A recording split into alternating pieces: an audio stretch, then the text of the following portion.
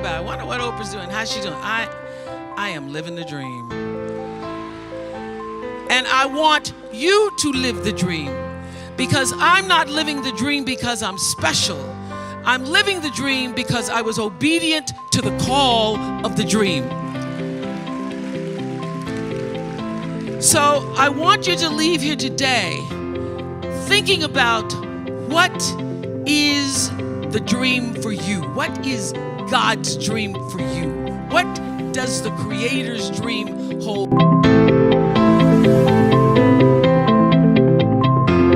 So I was going to be the surprise, and now I am surprised having to speak to all of you myself.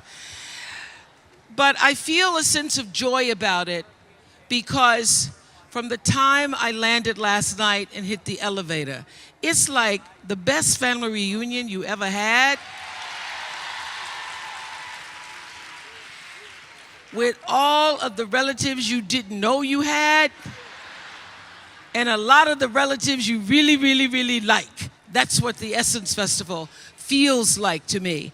And so just for a few moments on the empowerment stage, I wanted to leave you with hopefully some words of empowerment, because often when I'm introduced, people say things like how many awards I've gotten, a lot of them, thank you very much. And they say how many years I did the Oprah show and all the accomplishments that go on people's lists. But because this is an empowerment stage, I want to leave you hopefully with something that you can take home that not only empowers, but emboldens you to live the life that God intended. Because this is what people don't know, because you can't tell everybody. I am who I am, one black woman, my hand in God's hand, trusting in that word, because that word never failed me. And I got to where I am, and I stand as I am, as Maya Angelou often says, and often said, and says in her poem to our grandmothers, every time you see me, I come as one, but I stand as 10,000. Every time you see me, I come as one, but I stand as 10,000. So it's just not me standing up here. It's my mother, my grandmother, her mother, the mother before her, her grandfather, every uncle who prayed, every sister who cried, every aunt who sacrificed, those whose names made the history books, those whose names never could make the history books, who allowed me to come as one and stand as 10,000. So oftentimes when I walk into a room just as cool as you please, and I can't see another black face in a 50-mile radius, I stand and sit at the boards as one, but I'm bringing the 10,000 behind me. Because I not only know who I am, but I also know whose I am. And so anything you hear about me that feels good, sounds good, you think about, I wonder what Oprah's doing, how's she doing? I am living the dream. And I want you to live the dream, because I'm not living the dream because I'm special. I'm living the dream because I was obedient to the call of the dream. So I want you to leave here today thinking about, what is the dream for you? What is God's dream for you? What does the Creator's dream hold for you? So often we spend our lives wishing and hoping and hoping and wishing and desiring things. This is what I know for sure. You don't get what you wish for. You don't even get what you hope for. You get what you believe. So what is it you believe and know to be God's dream for you? So I live in the dream. I'm living in the space of the dream. And dream's good, dream's good. The dream is greater than anything that I could have imagined. You know, when I was a little girl, my father, on Sunday mornings after church, he was a deacon, so he thought he had to say goodbye to every single person. We were the last car leaving the parking lot in the green Oldsmobile.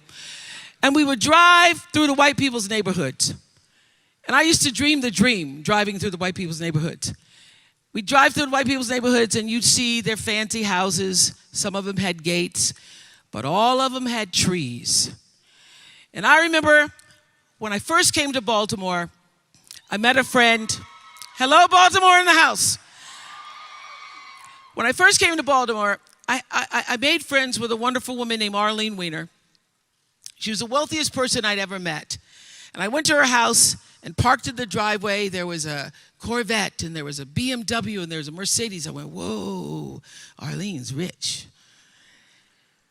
And at Arlene's house, once I got inside, I could see from her kitchen window 6 trees in the front yard. I thought, oh, rich people have trees. When I get rich, I'm going to get me some trees. I'm not just going to get me, everybody want to get cars and pocketbooks and shoes, but I want me some trees. So, as life would have it, I was standing in my kitchen window about 3 years ago in California, making coffee in the morning, and I was looking out the window, and I saw the 6 trees. But listen to me. I was making the coffee. I saw the 6 trees. I went out on the porch to actually count the 6 trees. And this is what I noticed. That I could dream the 6. But beyond the 6 trees in my kitchen window are 3,687 trees. How do I know? Because I had them counted.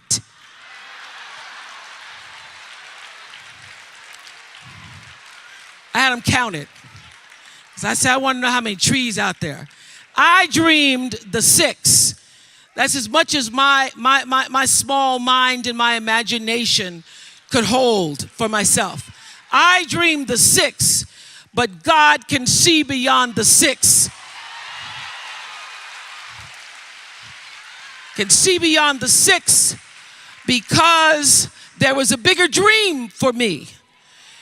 And I'm here to tell you there is a bigger dream for you, Essence. There's a bigger dream. And so the key, the secret, the magic is to surrender to God's dream for you.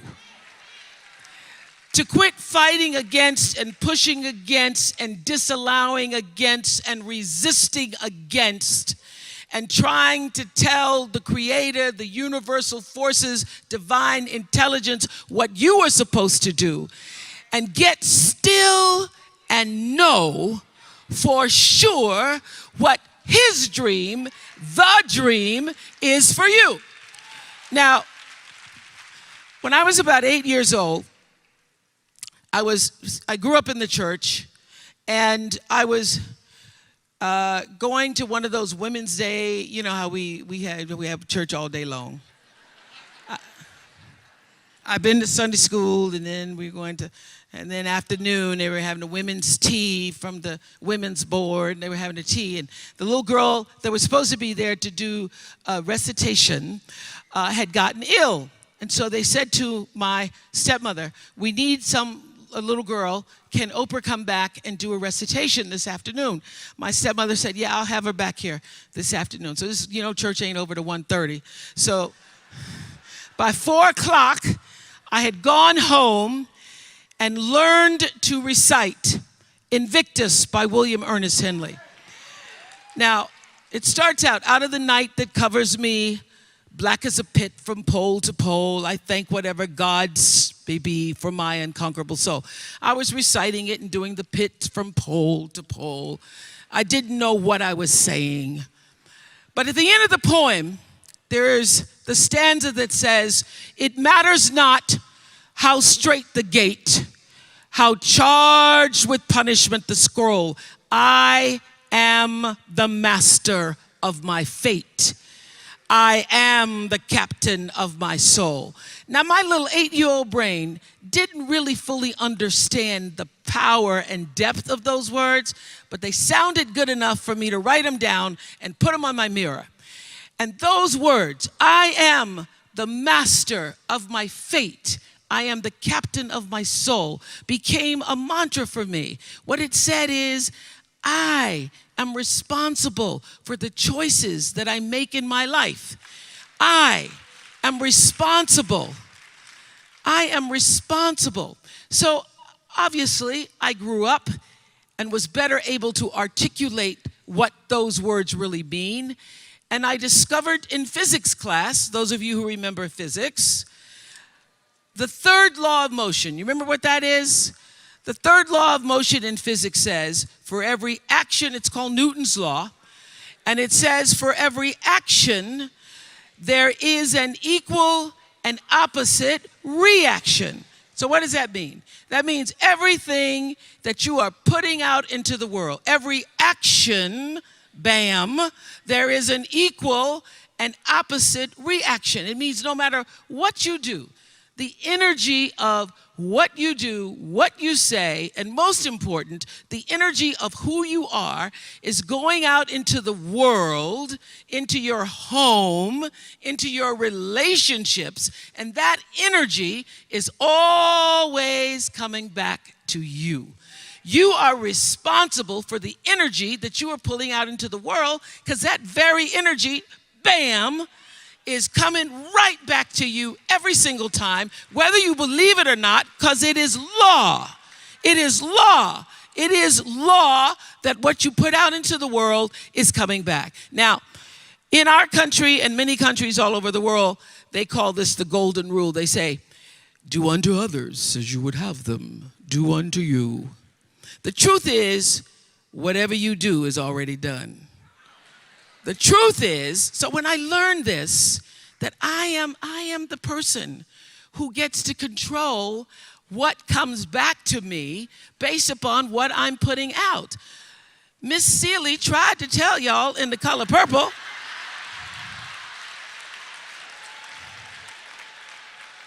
Miss Seeley said it best. Roll Seeley for me. Knock you up on. Everything you've done to me, already done to you.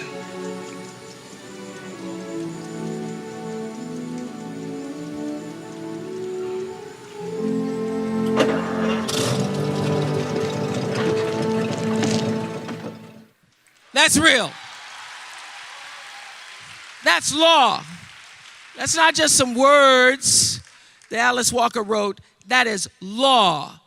Everything you try to do is already done. So when I figured that out, oh, what I'm putting out is what's coming back, let me get real clear about what it is I'm putting out. Real clear. So I read a book about 1989 called Seed of the Soul. And in that book, Gary Zukav talked about the laws of karma, of the laws of cause and effect, the third law of motion. And in that book, he talked about how intention, your intention is always one with the law. Meaning, before you even think about a thing, you have an intention for the thing. And that the intention is going to determine the outcome. That's why the same people can go to the same church service and somebody walk down the aisle just to be seen to put some money in the church, and somebody else who just goes and just has a little bit to offer. The intention with which you give, the intention with which you serve determines the outcome. So when I figured that out, I went, whoa. I changed everything I did on my show.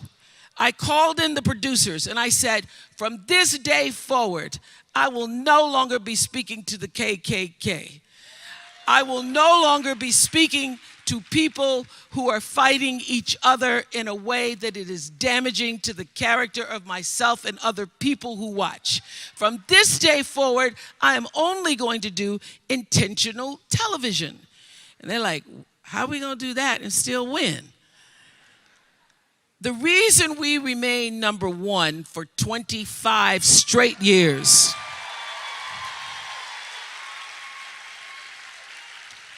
is because every single day I would have a pre-show meeting and have the producers come in and state to me, what is your intention?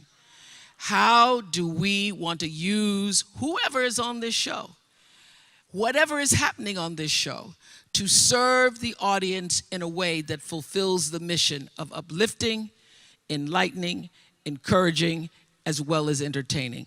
And if it doesn't do that, then I can't do it. I can't put my name on it. So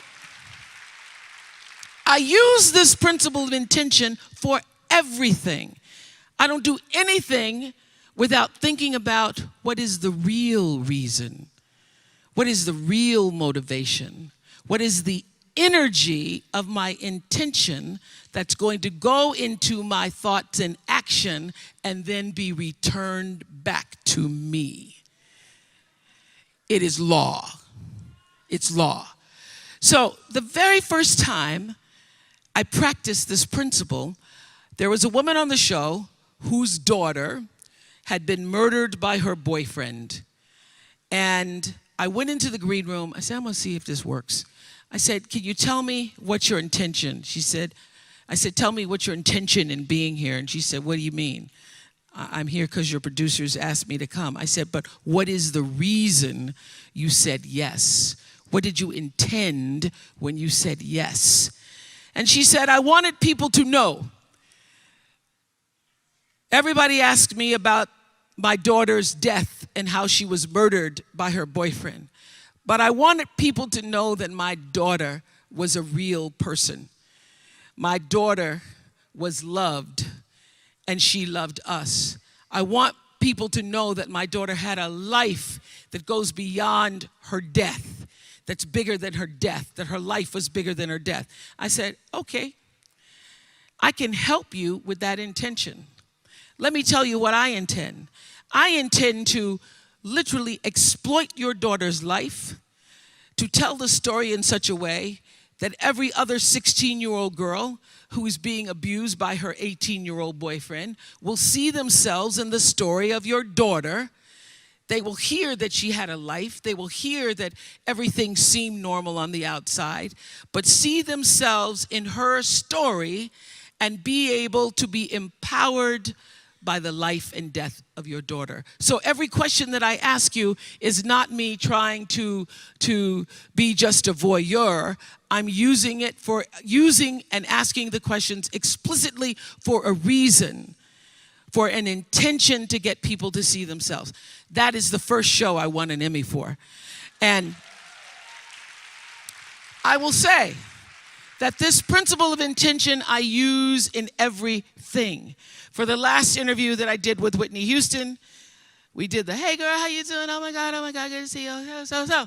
Then I say, turn the cameras off. I say, Whitney, tell me, what is your intention? Why are you doing this interview? Why did you want to sit with me?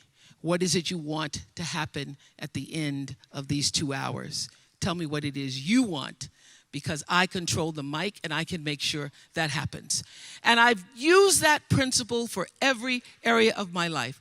I don't do anything, and I ask that you consider not doing anything that you don't truly intend. Do not allow yourself to be marginalized and defined by other people's agendas and intentions, because the power of your story lies in your personal intention. So it is my intention to fulfill the dream of the Creator. It is my intention to live to the highest calling and be pressed to the mark of the highest calling that I have come to do. And when you can ask the Creator, ask that which made you you, what is your dream for me? I guarantee you, instead of you trying to define the dream, what is your dream for me? If you're able to lean into the dream that the universe and all the forces of of light and love and power and grace by all the names that we call God has for you. Nobody can touch you. Nobody can touch you. That is the power of your phenomenon. Now, everybody works hard, and everybody has their own dreams. There was a time where I used to spend a lot of energy wanting things. Of course, it's easy for me to say, oh, things don't define you because I got a lot of things. Things are nice, I like them. But this is what I learned. When you can surrender to the dream, you get to live in the space of the higher power. You get to live in the space that you purposefully have come to earth to claim for yourself. So, around 1984, I was sitting in bed one morning, Sunday morning, should have been in church, but I wasn't. I was reading the New York Times review of The Color Purple. And I thought, whoa, this sounds like a really great book. I got out of bed in my pajamas, put on my galoshes, and went to the store to get the copy of The Color Purple. I read The Color Purple in one afternoon, went back to the bookstore, bought every book of The Color Purple. I took the books to the office, and I said to everybody, y'all got to read this book. Oh, my God, you got to read this book, Color Purple. I needed a book club. I didn't have one. So I passed out the book to everybody I knew. Please, read The Color Purple, read The Color Purple. Then I start to hear that somebody's going to do a movie about The Color Purple. But I don't know anybody in the movie business. By this time, I was on AM Chicago. I don't know anybody. I start praying to God. God, please help me find a way to get into Color Purple. I say, Jesus, I don't even have to have a speaking part. I will be, because I went to the movies and I saw on the movie credits, at the last credit, there's something called Best Boy. So I said, Jesus, if you just let me be best girl, that'd be all right by me. I can be best girl. I can carry the script. I can help the people with the water. I can do whatever. So I start praying for The Color Purple. As divine law would have it, Quincy Jones comes to Chicago, and he is in Chicago for 1/2 of a day because somebody has filed a suit against Michael Jackson claiming that Billie Jean was their lover and that's not his song. So Quincy had taken the red eye to Chicago. He was in his hotel room. He was coming out of the shower, and the television in his hotel room is on AM Chicago. There sits little chubby me with my Jerry curl on AM Chicago. Quincy Jones tells Reuben Cannon, the casting agent, I think I found Sophia. So I get a call from Reuben Cannon who says, I'm calling about a movie. It's called Moon Song. Would you be interested to come and audition? And I say, I have not been praying for Moon Song.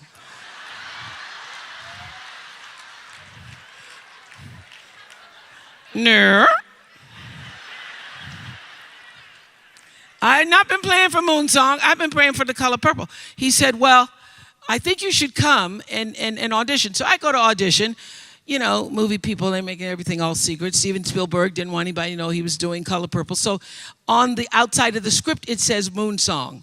But I know all the words by heart. So when I open the script, I know this is The Color Purple, Jesus. This is The Color Purple. Yes. So I auditioned for The Color Purple. I can't even believe it. They don't just want me to be the water girl or the best girl. They are asking me, do I want a part in the movie? Oh, I'm thinking prayer. Prayer works. Prayer works. But listen to this. 3 months pass. 3 months is a long time. I auditioned in February, March, April, May comes. I haven't heard anything. So I call Reuben Cannon. I say, Mr. Cannon, I'm sorry, sir, I haven't heard anything. I expected to hear something by now. And Reuben Cannon, African-American man, says to me, you don't call me, I call you. And I didn't call you.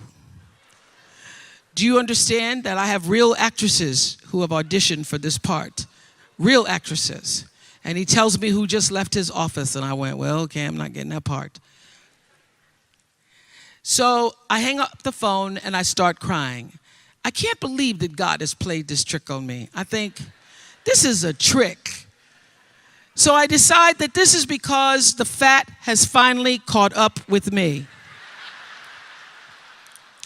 The fat has finally caught up with me, and now I must get rid of the fat in 2 weeks.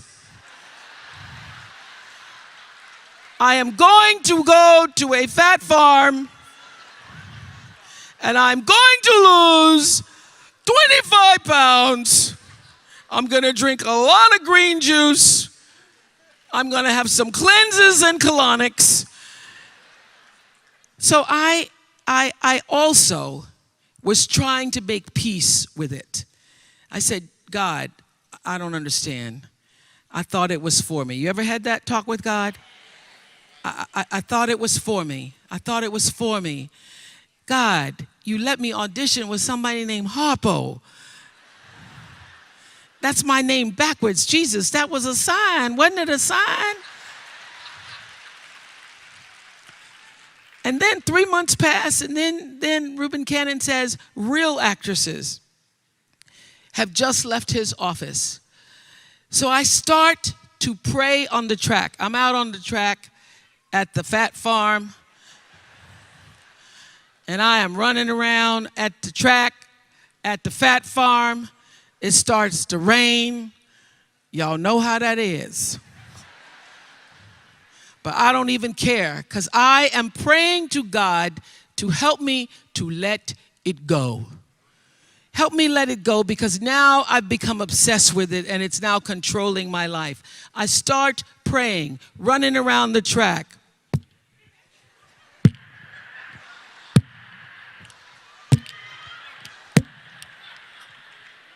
And I keep hearing this noise, and I can't, there's nobody on the track but me, and I'm running around the track. And I look around, and it is my thighs rubbing together. It's my thighs.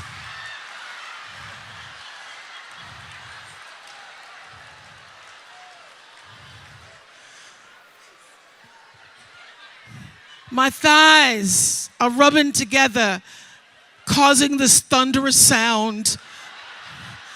There's nobody on the track. So then I really start to cry. Oh, Lord, help me. Help me let it go. Help me let it go. Help me let it go, God. Help me let it go.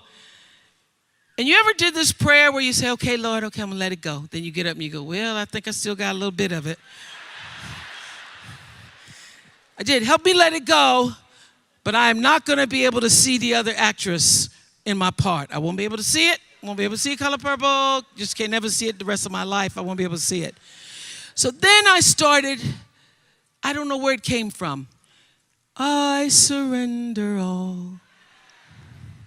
I surrender all.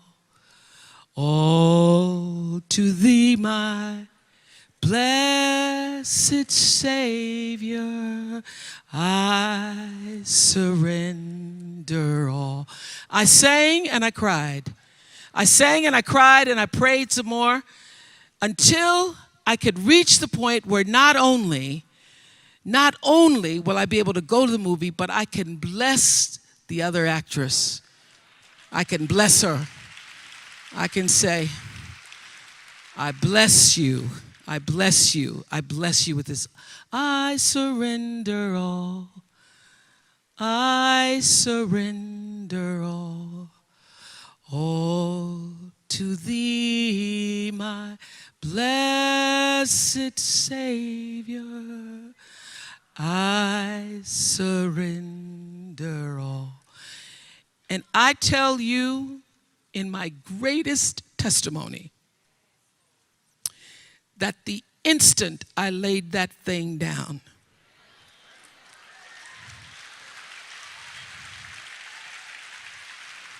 I'm telling you, when I laid it down and it didn't have me anymore, it had no control over me anymore. I didn't feel anything about it anymore. When I let it go, when I intentionally surrendered it to the power that was greater than I could ever know. The instant that happened, a woman comes running out of the cafeteria screaming, "Winfrey? Is your name Winfrey?" For 10 years, nobody could pronounce my name. I said, "Yes." She said, "Somebody's on the telephone for you. He said his name's Spielberg." I get to the phone. He says, "I hear you're at a fat farm." I said, "No, sir."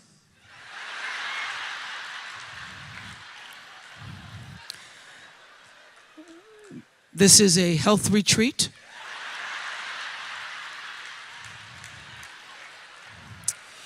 He says, "I'd like to see you in my office in California tomorrow." This was in Wisconsin. I'd like to see you in my office.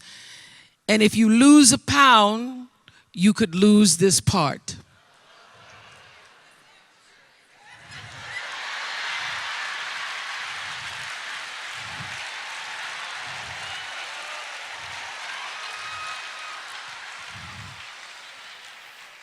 No problem do I have. I don't have no problem not losing a pound. So, honey, I packed my bags and I stopped at the Dairy Queen.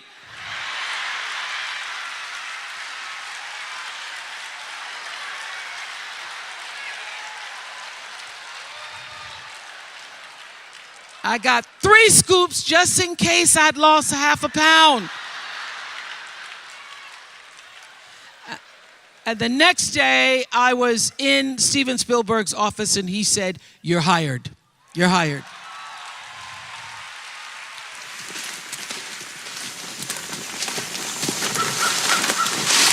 You told Harpo to beat me.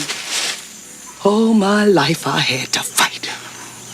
I had to fight my daddy. I had to fight my uncles. I had to fight my brothers. Girl, child ain't safe in the family men's. But I ain't never thought I had to fight in my own house.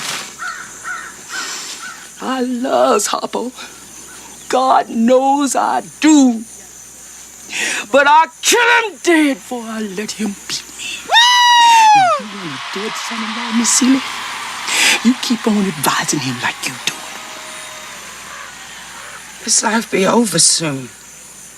Heaven lasts always. Girl, you ought to bash Mr.'s head open and think about heaven later.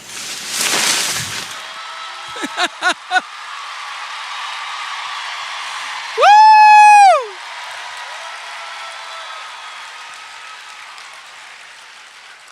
The Color Purple was a life-changing event for me because it taught me that you can dream the dream and that God can have a bigger dream. But most importantly, it taught me the power of surrender. It taught me when you've done everything you can do, you don't just have to stand.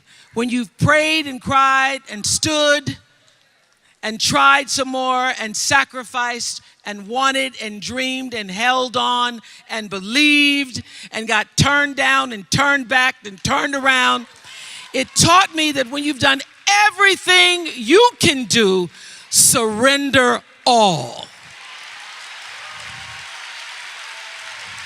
Surrender all.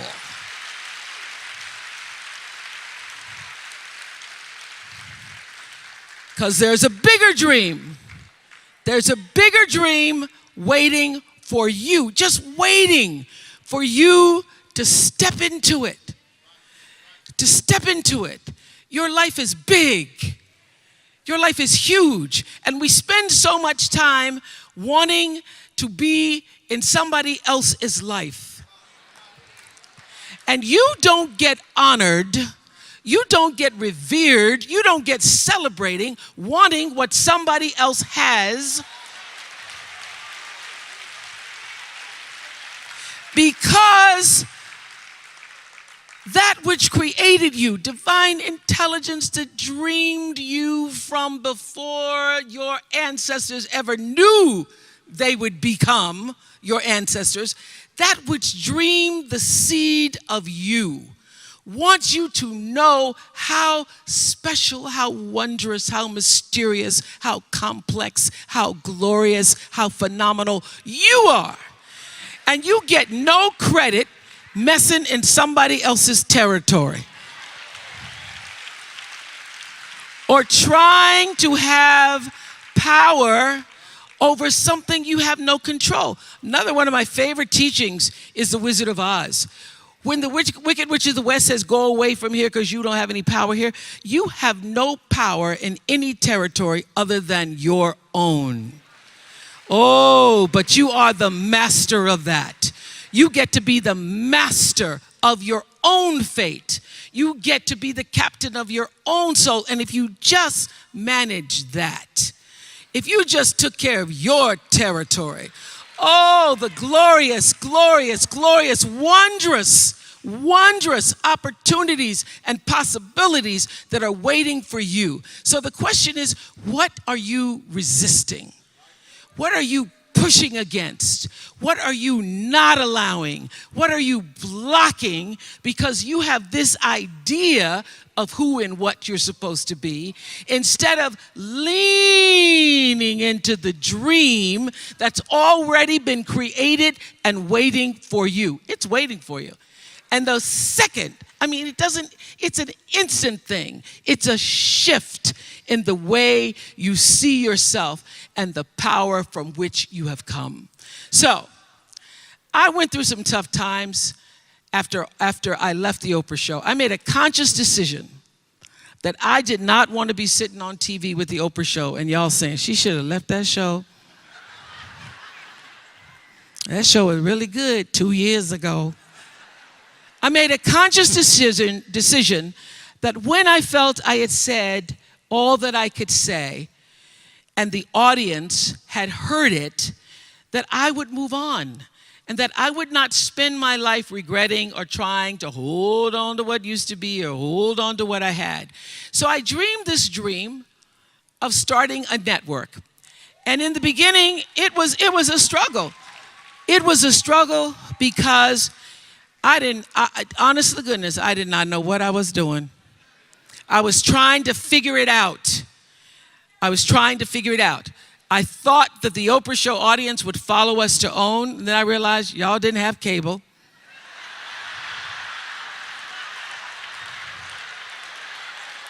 And if you had cable, you did not have the OWN package. So it took me a minute. And unlike most people who you get to have your mistakes in private, something doesn't go right in your life, you get to sulk about it in private. If I make a mistake, it's on the CNN crawl or the CNN news. So when I was in the climb and there were so many wonderful owners, I see Churl Action Jackson here. There were so many wonderful owners, people who said, oh, we're going to stand with you. We're going to stand by you. Thank you, Roland Martin. There were so many people who said, listen, we believe that this can happen. So I dreamed the dream along with Tyler Perry, who was my friend, who came to me and said, Tyler said, I'm going to help you out because Tyler can go home and write a script and direct it, produce it, and shoot it, and do it for less money than anybody in Hollywood. So we started with the foundation of have and have nots.